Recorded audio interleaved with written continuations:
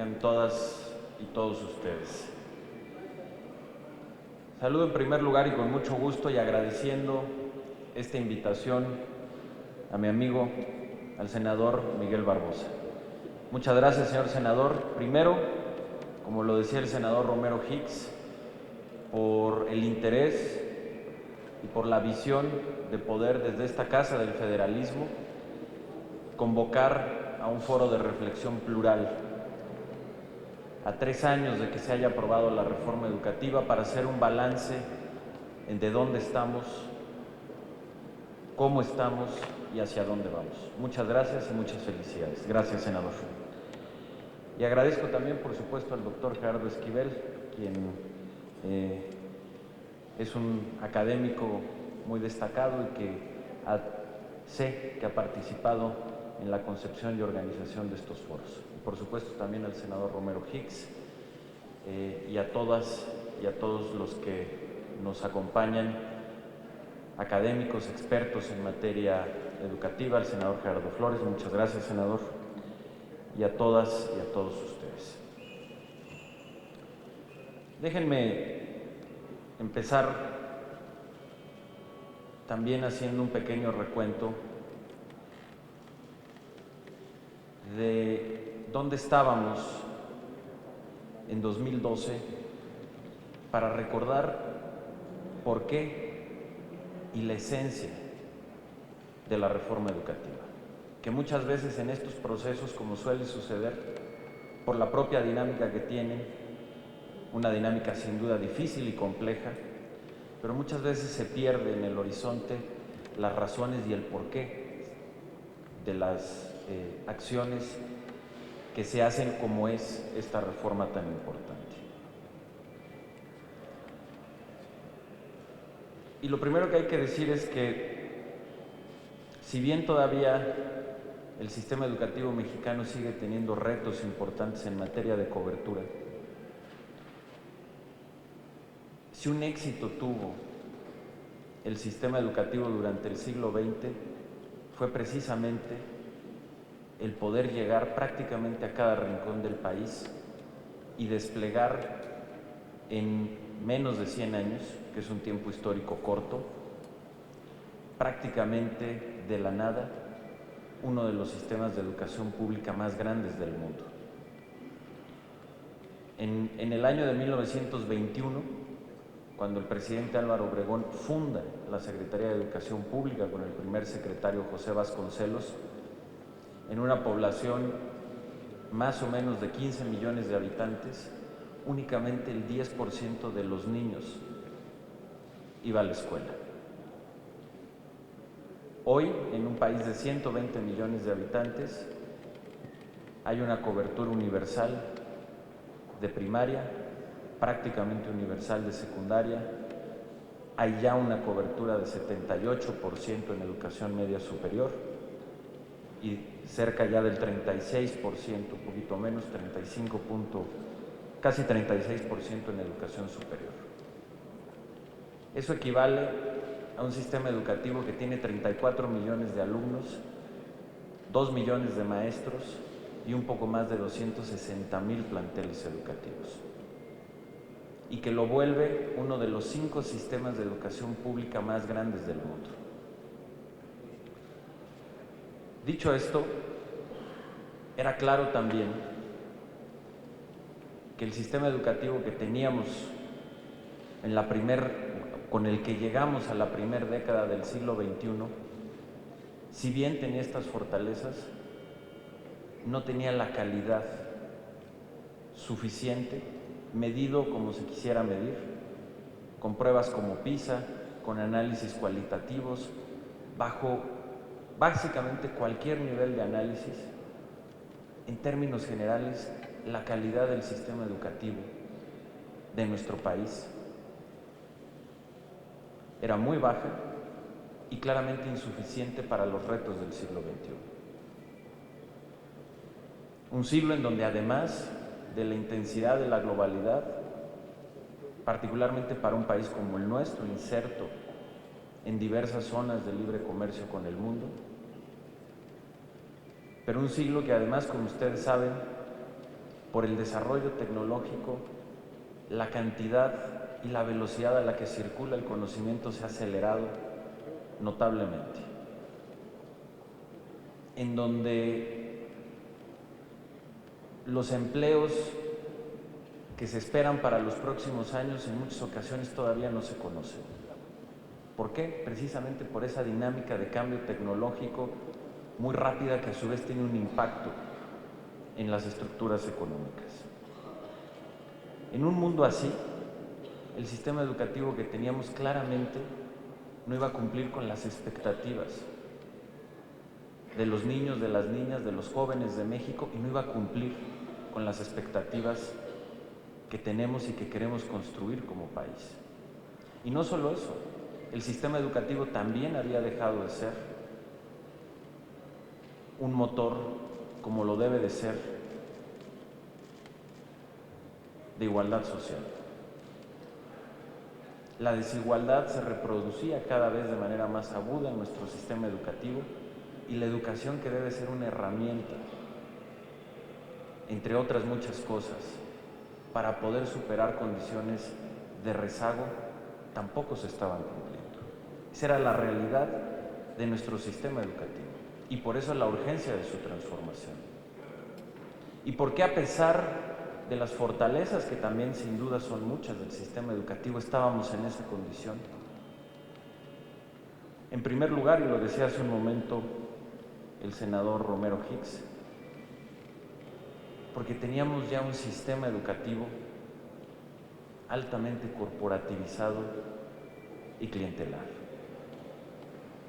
en donde lo más elemental y central, que es el derecho de los niños y las niñas a una educación de calidad, no era el valor central, no era el valor sobre el que se estructuraba el sistema educativo y sus políticas públicas. Era un sistema en donde no existían reglas claras para el ingreso, para la promoción, para la permanencia, es decir, los maestros no tenían una estructura, o no existía una estructura de profesionalización clara, transparente y sustentada en el mérito. Era un sistema que, por lo mismo, tenía muchos vicios: venta y herencia de plazas, falta de transparencia en cómo se estructuraba, y eso tenía un impacto en los propios docentes, quienes estaban bajo un sistema, en muchas ocasiones, pues francamente yo diría que hasta opresor sobre ellos, en donde su capacidad profesional no estaba valorada y no tenía una estructura institucional para construirse, y dependían de un conjunto de factores clientelares u opacos para poder transitar y hacer una vida profesional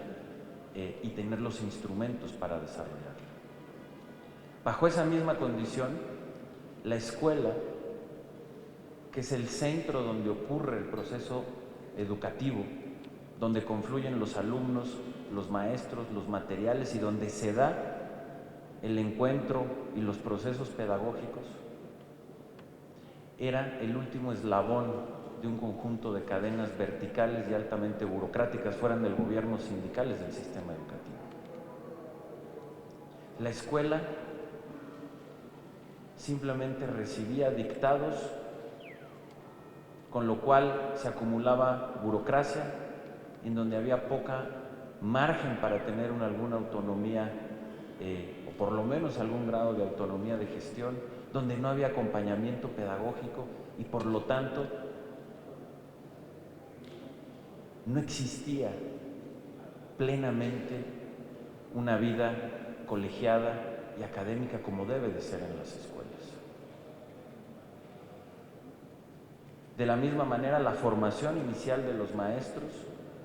había quedado relegada y en muchos sentidos aislada.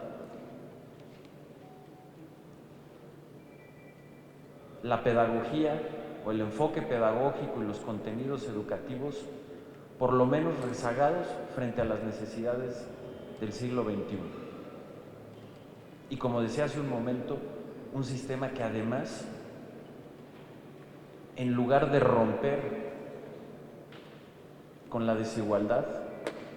la perpetuaba. Ese era, en términos generales, el sistema educativo que existía en el 2012 y precisamente por eso se hizo una reforma educativa. Una reforma educativa que busca atacar precisamente esas deficiencias que tenía nuestro sistema. Dar los instrumentos para que el Estado pudiera recuperar la rectoría en materia educativa. Estructurar y construir un servicio profesional docente que permitiera a los maestros tener una carrera con reglas claras, sustentada en el mérito, que rompiera con esas relaciones clientelares y corporativas que asfixiaban a los propios maestros. Poder poner a la escuela en el centro y romper con un sistema vertical para hacerlo más horizontal y crear las políticas públicas alrededor de la escuela para que se pueda convertir en una comunidad académica vibrante, dar acompañamiento pedagógico adecuado y en ese sentido transformar el sentido de la supervisión escolar, quitar carga burocrática y, por supuesto, construir las condiciones materiales adecuadas en las escuelas, que ese era otro problema. Los planteles educativos estaban abandonados y previo a la reforma todos sabíamos que estaban en mal estado, pero era imposible hacer un programa bien estructurado a nivel nacional para mejorarlo porque ni siquiera teníamos los datos de cuántas escuelas y cuántos maestros hay, mucho menos de cuáles eran las carencias de las escuelas. Hoy eso se tiene. Y por lo mismo también como parte de esta reforma está este gran programa de infraestructura en donde se están invirtiendo 50,000 millones de pesos, es decir, cerca de 3,000 millones de dólares, para poder arreglar 33,000 escuelas que hoy sabemos dónde están y cuáles son las carencias que tienen. Es una reforma que nos da los instrumentos y nos permite fortalecer la formación inicial de los maestros, fortalecer a las escuelas normales, pero también dar hoy una participación a las universidades en la formación de los futuros maestros, algo que antes estaba impedido, y que eso nos va a permitir que tengamos un sistema de formación inicial mucho más diverso y robusto a lo largo de los años. Una reforma que da pie a lo que hoy estamos haciendo, que es una revisión amplia, plural y conjunta de lo que se ha llamado el modelo educativo y de manera central de la nueva propuesta curricular, en donde lo que se busca es cambiar